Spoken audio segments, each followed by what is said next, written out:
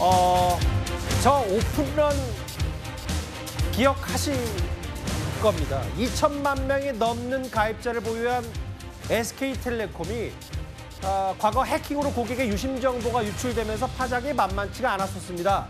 일단 석 달 전 당시 유심 유출 사태, 해킹 사태 화면 잠시 먼저 준비했습니다. 먼저 오시는 몇 번에서 끊긴 거예요? 모르겠어요.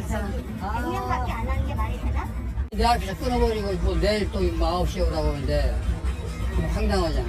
KT로 바꾸든지 해줄 화가 나. 유심 교체하는데 경찰분들이 좀 오셨거든요. 그래서 고성이 좀 크게 들릴 정도였거든요. 최근 SK텔레콤의 사이버 침해 사고로 고객분들과 국민들께 불안과 불편을 초래했습니다. SK그룹을 대표해서 사과드립니다. 관련이 있던 사람들이 뭐 국민 절반 가까이가 되면서 여러 가지 파장을 낳았던 유심 해킹 사태인데, 허주연 변호사님, 일단 정부가 해킹 사고에 대한 SK텔레콤의 과실을 인정하면서 이로 인해서 계약을 해지했던 이용자들에게 위약금을 물면 안 된다라고 했어요. 사실 처음에 SK텔레콤 측에서 모든 책임을 다 지겠다라고 하면서 위약금에 대한 면제 의무는 인정을 할 수가 없다, 이렇게 입장을 밝혔을 때 저는 좀 의아한 생각이 들었습니다. 왜냐하면 약관과 관련법을 해석했을 때 만약에 위약금을 물게 되는 사람이 채무부존재 확인 소송을 한다면 승소할 가능성이 높다는 생각이 들었거든요. 이용약관에 보면은요, 회사의 귀책 사유로 인해서 서비스를 해지할 경우에 위약금 납부 의무가 면제된다는 내용이 명시가 되어 있습니다. 회사의 귀책 사유가 사실상 너무나 분명한 사건입니다. 그렇기 때문에 어떤 대응으로도 이 납부 의무를 고객에게 강제로 이행하기가 쉽지 않을 것 같다는 생각이 들었는데, 오늘 이 정부가 발표한 내용에 따르면 정부가 관련한 어떤 법무법인들에게 자문을 구했다고 합니다. 그래서 그중에 5곳 정도의 자문을 구했는데 4곳에서 제가 방금 말씀드린 것과 비슷한 내용의 분석이 왔다는 거예요. 그러니까 고객이 위약금을 물 의무가 없는 것으로 해석된다는 의견이 왔고, 정부에서도 이를 받아들여서 유권 해석을 내려준 겁니다. 위약금을 물리지 마라라는 유권 해석을 내려준 건데, 사실 이게 정부의 유권 해석이기 때문에 강제로 따라야 될 의무는 없습니다만, 이렇게 유권 해석까지 나온 이상 만약에 위약금을 물게 된 사람들이 어떤 소송이나 법적인 절차에 들어간다고 하면 SK텔레콤으로서는 사실상 패소 가능성이 상당히 높아진 셈이거든요. 그렇기 때문에 아마 이 명령을 받아들일 것 같다, 권고를 받아들일 것 같다는 생각이 들고, 특히 또 한 가지 정부가 굉장히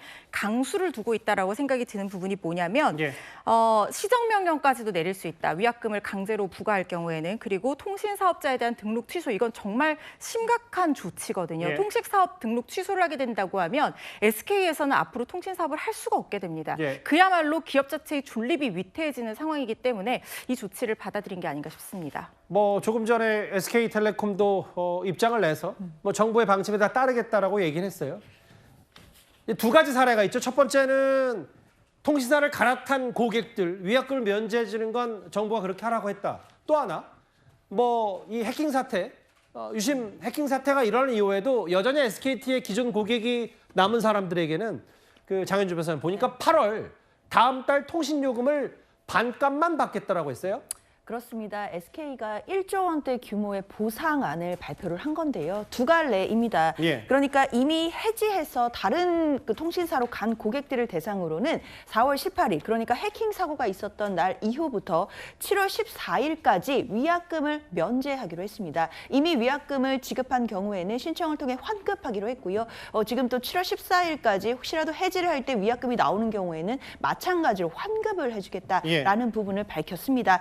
뿐만 아니라 기존 고객들에 대해서도 보상안들이 있는데요. 말씀 주신 것처럼 8월 한 달 동안에는 요금을 50%로 할인을 해준다고 합니다.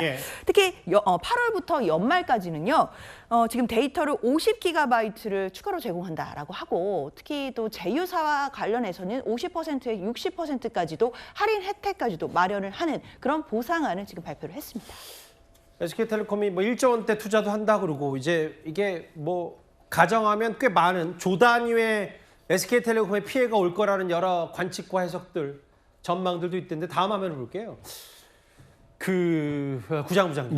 소일코라도 외양간을 고쳐야 되고, 이게 사상 최악의 해킹 사태였고 유심 피해였는데, 이게 이미 4년 전에도 뚫렸었는데 이거 신고도 안 했다. 이건 분명히 되짚어봐야 될 것 같아요. 그렇습니다. 대한민국의 대표적인 통신사였고 국민 2명 중에 1명이 가입해서 이용을 하고 있는 이 글로벌 대기업입니다. 그런데 이 해킹 피해에 대한 예방, 감시, 관리 어느 것 하나 제대로 못했다라는 것이 이번 정부 당국의 조사를 통해서 확인이 됐습니다.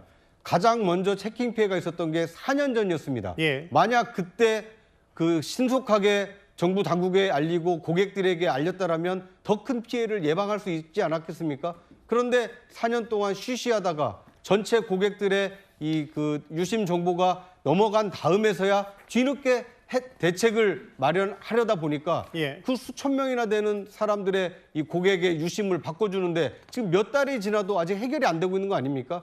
그러다 보니까 정부 당국에서는 아주 이 강한 이 처방을 내놓은 것으로 보입니다. 예. 비단 SK텔레콤만의 문제가 아닙니다. 전 국민 누구나 사용할 수 있는 통신망에 대한 해킹 예방이 어느 정도 돼 있는지 이번 기회를 통해서 철저하게 점검할 필요가 있지 않나 하는 생각이 듭니다.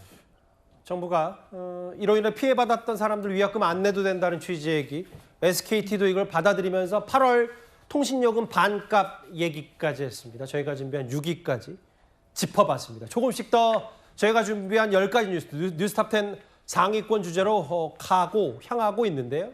다음 주제 이제 정치권 소식일 겁니다.